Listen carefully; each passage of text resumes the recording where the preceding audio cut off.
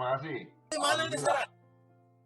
Saya di Arnhem di Belanda sebelah timur, kira-kira 15 menit dari perbatasan Jerman. Gua pikir udah pindah kota. Kemarin kan aku juga ada ke sana tuh, kan? Sempat mampir lah ke rumah yang di sana. Kelihatannya rumah ini bukan rumah yang dulu aku datang ya? Bukan. Lain lagi nih. Udah pindah kita. Kami di sini udah lebih dari 3 tahun lah. Jadi kita jumpa tuh udah lebih 3 tahun lebih dulu. Gitu. Tapi berarti habis kita pisah langsung. Ya kira-kira setahun 2 tahun setelah itu. Oh iya, good. Ya aku sih ada datang lagi sekali pernah, tapi habis itu kejauhan sih. Jauh gitu dari Den Haag. Belanda ya waktu itu. Oh ya. Habis itu kita pergi kemana tuh? Kita pergi ke kota yang di dekat di Jerman.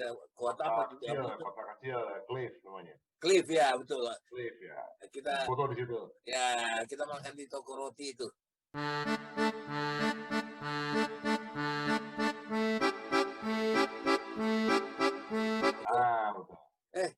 Jadi aku perlu kasih tahu juga nih teman-teman.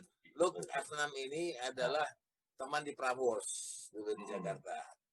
Nah, pada waktu kita sudah mulai sadar bahwa kita butuh uang karena kita mau meningkatkan karir, mau menikah, mau punya keluarga, akhirnya kita pisah, hilang gitu saja.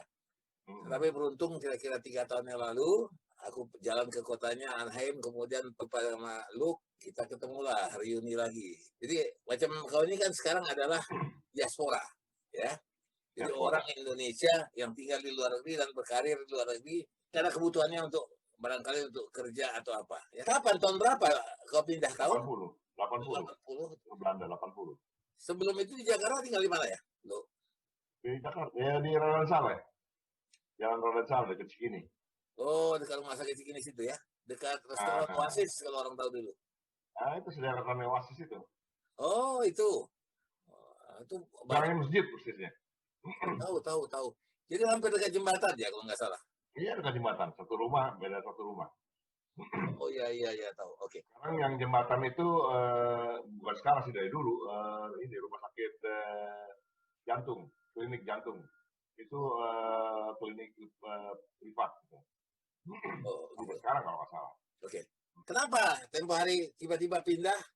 Kenapa ke Belanda?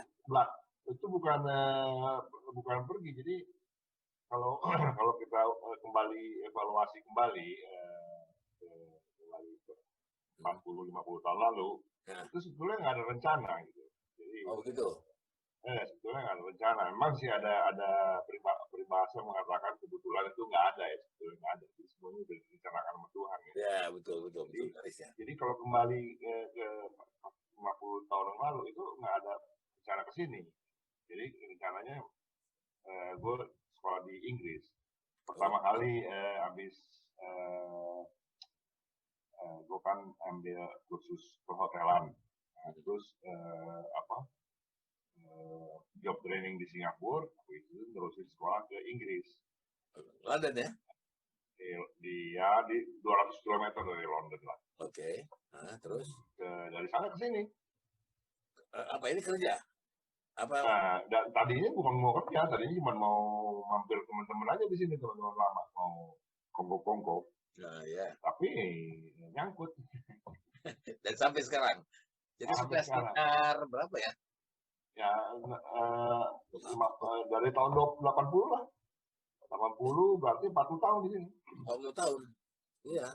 Makanya udah bule tambah bule lagi. Betawinya masih tetap. Betawi.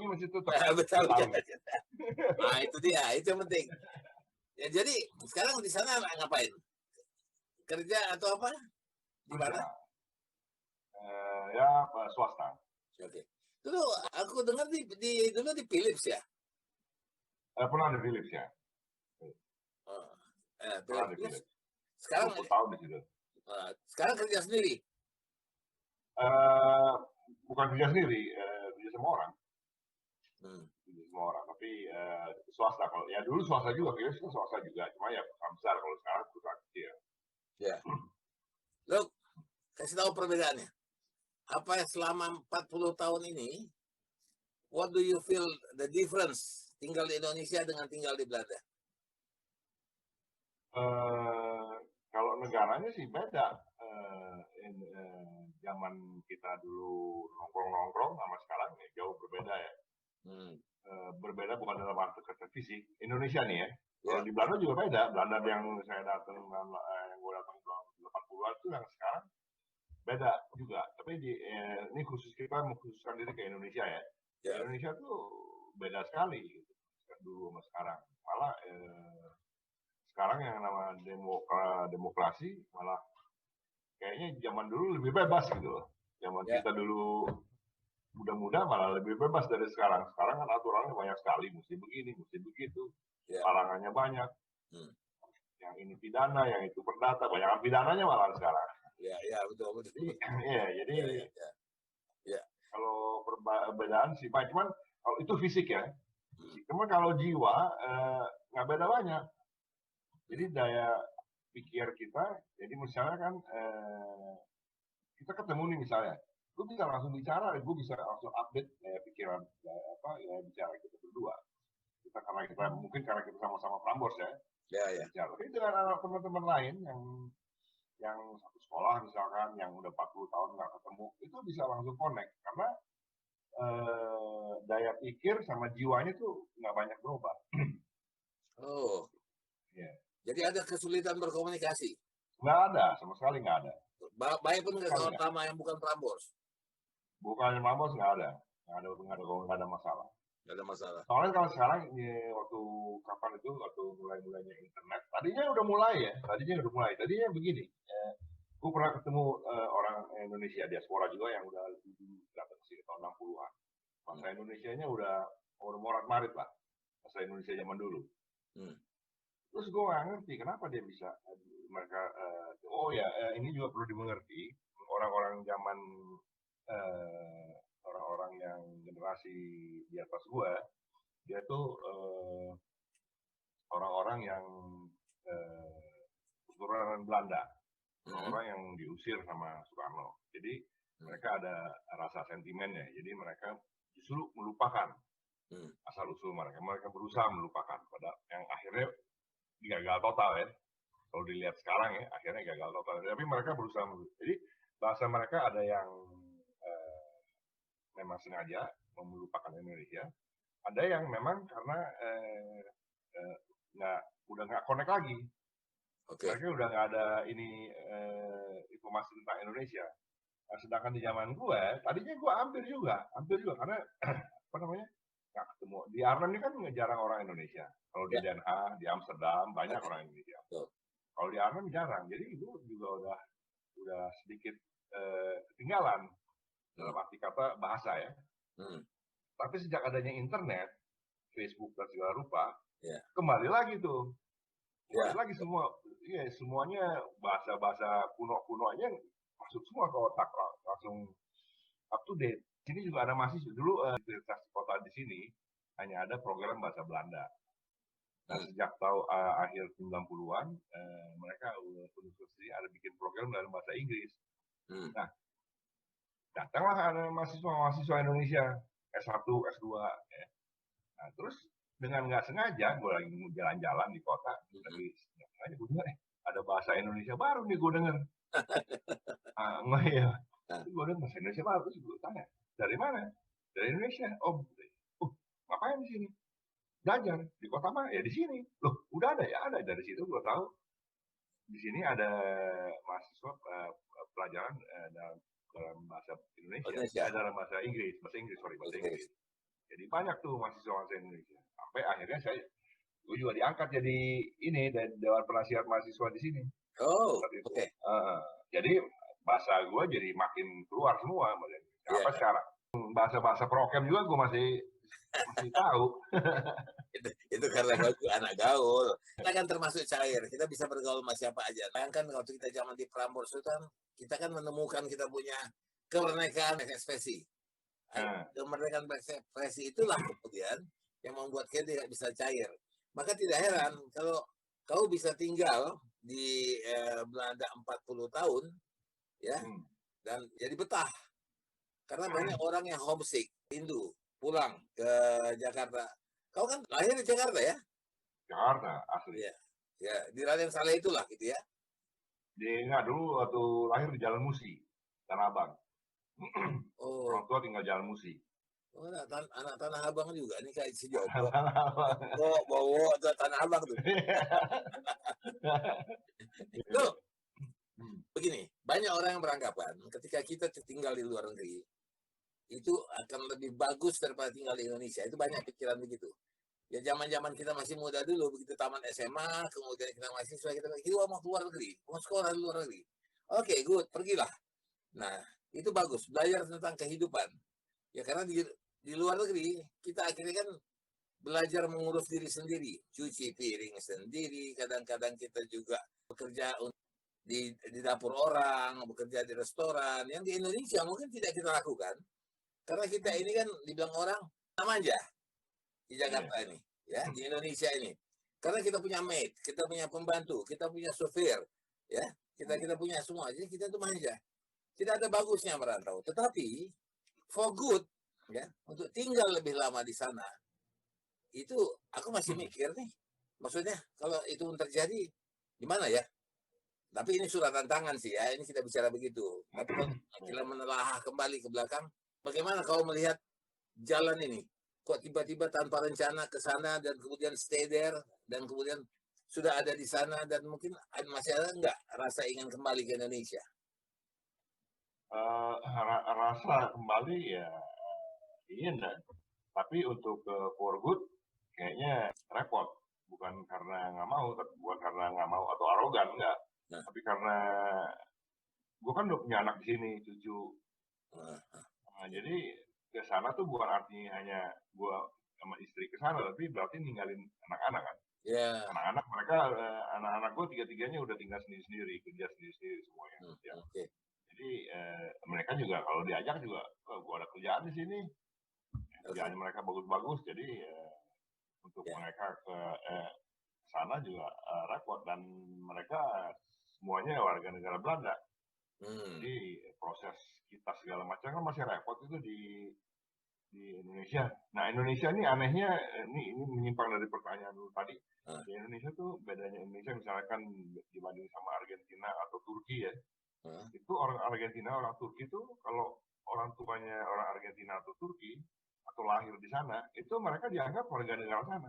Meskipun mereka later tinggal di Inggris misalkan ya, terus berpaspor Inggris, mereka tetap dianggap warga negara Argentina. Kapanpun mereka kembali, mereka akan welcome. Reborn, ya. Reborn atau orang tua ya. Ya, betul. Salah satu orang tua orang Argentina atau Turki, mereka adalah warga negara sana. Ya. Apapun alasannya, apapun dia meskipun begitu lahir langsung tinggal di Amerika misalnya, langsung warga negara Amerika, tetap mereka orang Argentina. Ya, di ininya ada, di dokumentasinya ada. Jadi begitu lo klaim kembali warga negara Argentina atau Turki, langsung dapat. Langsung dapat, no time langsung dapat. Kalau kita kan enggak. Begitu ninggalin WNI langsung malah dicap pengkhianat kadang-kadang. Ya, karena ya, kan? ini kita nggak dihitung, padahal ini yang berbicara kan. Hati kita kan Indonesia bagaimanapun kan. Indonesia. Ini waktu Pak Dino Patijal kan studi keluarga negaraan untuk penduduk asing, itu gue support banget. Cuman ya begitu sekarang untuk di Indonesia repot ya. Kita semua diaspora semua maunya duit keluarga negaraan. Karena banyak yang mau pulang atau ada kemudahan untuk tinggal di Indonesia. Atau anak-anaknya. Indonesia tanah air lah, boleh kita bilangnya. Tanah air. Ya, tetapi kita tinggal itu di mana kan begini, ikut takdir lah, bukan nasib ya. Sekarang kau ada di Belanda dan itu home kan.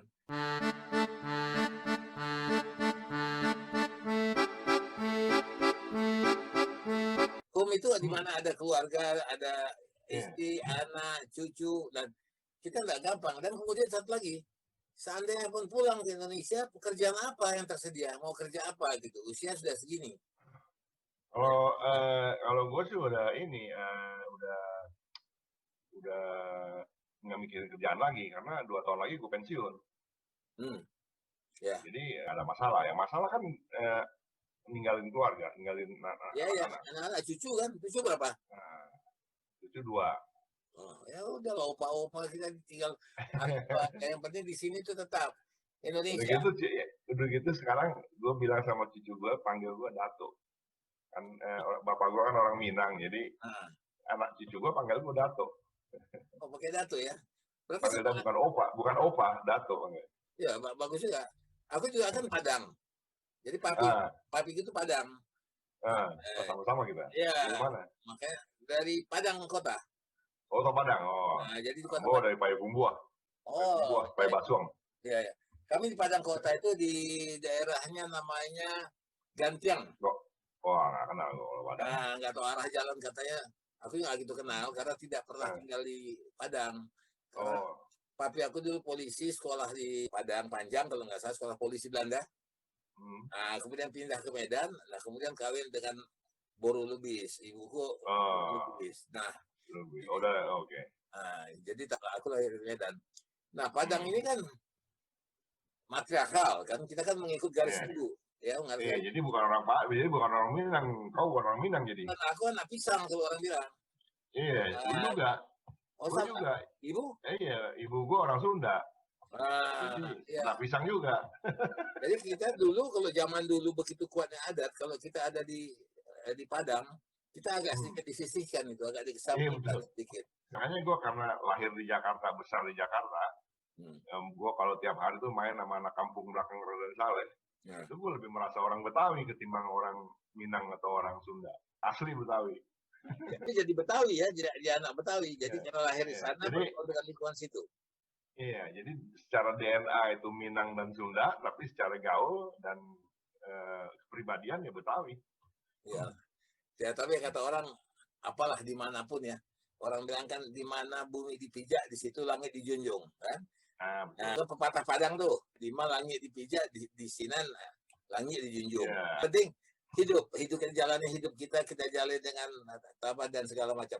Terus begini, lo aku dengar kota ini kota yang di Belanda yang lo tinggal di Arnhem ini, ya, itu kan yang jarang terngiang di tengah orang. Yang orang tahu itu ya Den Haag, Rotterdam, Amsterdam, ya. Secara geografis di mana sih ini? Itu dekat perbatasan Jerman, di Belanda sebelah timur. Nah, itu dekat perbatasan Jerman. Kalau naik mobil dari rumah gua ke Jerman, ke kota yang kita pergi tuh, Ya, Cliff. Cliff itu cuma 15-20 menit. Ini juga gua mau ngomong di sini. Menyimpang dari cerita. Nanti kita kembali lagi cerita dari geografis. Ini gue perhatiin sejak gue tinggal di kota Arnhem. Tadinya gue tinggalnya di Leiden, dekat Den Haag. Oke. Waktu ketemu istri, tinggal di Leiden, terus pindah ke Arnhem sekarang ini. Nah, gue perhatikan dari tahun 90 tinggal di sini, Jerman kan dulu musuhnya sekutu, termasuk Belanda. Belanda kan dijajah sama Jerman. Iya, betul. Nah. Perang banyak yang mati, orang Belanda banyak yang mati. Tapi setelah mereka damai, setelah 45 damai, itu hubungan fisik, hubungan ekonomi, itu lancar aja gitu antara Jerman sama Belanda. Mereka baik-baik aja, saling hormat. Ya. Jadi nggak ada menyimpan dendam gitu loh. Ya. Itu yang gue perhatikan, gue angkat topi sama orang di sini begitu. Karena Belanda dan Jerman ini kan bilang serumpun ke Indonesia sama Malaysia. Serumpun. Ya, tapi perang. Ya, tapi kan bahasanya hampir sama kan? Pada saat itu bahasanya nggak sama, tapi kata-katanya sama. Ya. Maksudnya? Ya, jadi artinya tata bahasanya lain, tapi ada banyak kata-kata yang sama. Kalau Malaysia sama Indonesia kan tata bahasanya hampir sama. Ya, betul. Ya. Ya kan kita bisa ngerti kalau ada beberapa kalimat dibicarakan orang Malaysia kita ngerti. Kalau orang Jerman ngomong rangkaian kata-katanya kadang-kadang kita nggak ngerti, tapi 1, 2, 3 kata, oh dia maksudnya mungkin itu. Okay. Nah, tapi nggak ngerti sepenuhnya. Coba baca-baca nih, coba mau konfirmasi bahwa Arnhem ini dulu adalah basis pertempuran Jerman ya. Bukan basis, pertahanan terakhir Jerman menghadapi sekutu. Itu kota terakhir sebelum dia mundur. Kembali ke Jerman. Ya, jadi ada 2 jembatan yang inti itu kan negara Belanda ini dipisah oleh 2 sungai besar, Sungai Rhine sama Sungai Waal. Itu yang menghubungi sungai itu ada 2 jembatan, satu di Arnhem, satu di Nijmegen. Oke. Kalau jembatan Arnhem jatuh, yang Nijmegen pasti jatuh juga. Jadi makanya mereka waktu ada filmnya namanya Bridge Too Far. Bridge Too Far. Itu filmnya yang Jerman mempertahankan jembatan itu. The Last Port ya, The Last Frontier. Tahanan terakhir lah. Iya, The Last Frontier ya, betul. Iya, betul. Ya, mengingatkan kita kembali, ini film lama sekali, gue juga lupa. Kalau nggak salah itu terkenal, tapi bintangnya gue lupa. Siapa itu? Ryan O'Neal yang main, Sean Connery. Oke. Top. Kalau gitu nggak begitu jauh juga, berarti masih di zaman kita remaja itu. Ryan O'Neal kan zaman kita, iya tahun 80-an lah, tahun 80-an. Karena Ryan O'Neal itu waktu itu di zaman kita dia mewakili kita sekali ketika dia bermain dengan Ellie McGraw dalam film Love Story. Ya. So, lama setelah itu filmnya. Karena itu film 3 jam ya, jadi pembuatannya juga kolosal sekali. Iya. Apa tadi satu lagi yang aktornya siapa? Sean Connery yang James Bond. Ya. Barusan meninggal ya dia. Barusan meninggal. Iya, memang. Jadi gini, kenang-kenangan yang paling dekat ya dengan Jakarta itu apa? Kenang-kenangan di Prambors apa itu gimana? Masih sering terbaik. Ya aku tahu kita kalau kenang-kenangan ya itu ya masa muda itu kan yang membentuk kepribadian kita. Masa muda dari SD sampai remaja itu yang membentuk kepribadian kita. Teman-teman gue yang setelah itu yang udah dewasa ya, itu malah gue kadang lupa siapa namanya. Tapi teman gue yang SD gue ingat gitu. Iya, kejadian itu masih di SD, kita pernah di SMP kita pernah camping ke Gunung Ciremai, ya, mana anak sekolah SMP di perguruan Cikini waktu itu gue masih ingat. Momen-momennya gue masih ingat. Tapi kalau yang malah udah dewasa ini malah gue lupa, karena memang pada saat remaja itu kita dibentuk kepribadian kita. Jadi banyak kenangan-kenangan. Malah gue kalau ke Jakarta, gue tuh ritual gue tuh ya, mesti makan sate Padang, paling nggak sekali aja. Sekali gue sebulan ke sana ya, sekali aja makan sate Padang. Makan sop kaki, Betawi, membami Gajah Mada. Salah satu dari itu mesti itu harus. Ya, memang teman kita nongkrong gue sih ingat dulu dekat Prambors kita itu kan ada itu campur itu loh. Yang... di ini ya, di PSKD ya. Ya, itu kan terkenal banget tuh. Itu tempat nongkrong semua tuh. Semua cewek-cewek di situ semua tuh kan. Nah, kita di situ. Jadi memang itu masa-masa indah. Gue rasa masa-masa itu saat itulah gue merasa bahwa itu salah satu momen terbaik dalam hidup ya. Dimana gue datang dari Medan, gue bergaul sama anak Jakarta, gue masuk di sana, kemudian mencoba untuk mandiri, mencoba hidup bebas. Kita lihat kan kawan-kawan kita itu kan bebas sekali semua. Kita ingat nama-nama besar seperti Temi, Lesanpura, ya, Oni, ya. Kemudian kita lihat juga di situ ada yang muda-muda, mungkin yang di bawah kita sedikit ya. Itu adalah Sis. Nah, misalnya ya, Sis satu generasi teman gue. Sis. Mungkin 1 tahun lebih muda mungkin. Dia lebih muda. Iya, dia lebih muda 1 tahun. Gue umur 64 sekarang. Gue 64. Nah, lahir 56. Ya, gue 69. Gue lahir 5 tahun 51. Jadi dari kawan-kawan kita Prambors. Lo generasinya Oni lo. Ya, tetapi gue mainnya kan ke bawah. Gue biar remaja biar remaja. Kawan orang tua. Jadi di antara teman-teman kita yang ada di grup Prambors Jadul itu di WA, itu yang sebenarnya yang paling tua itu ya aku.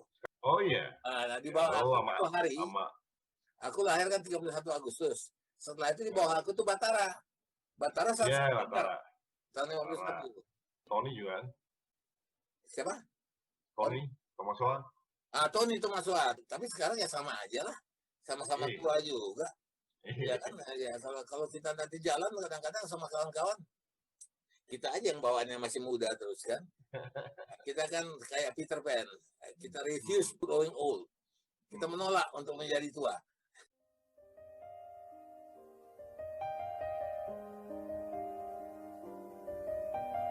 Pak.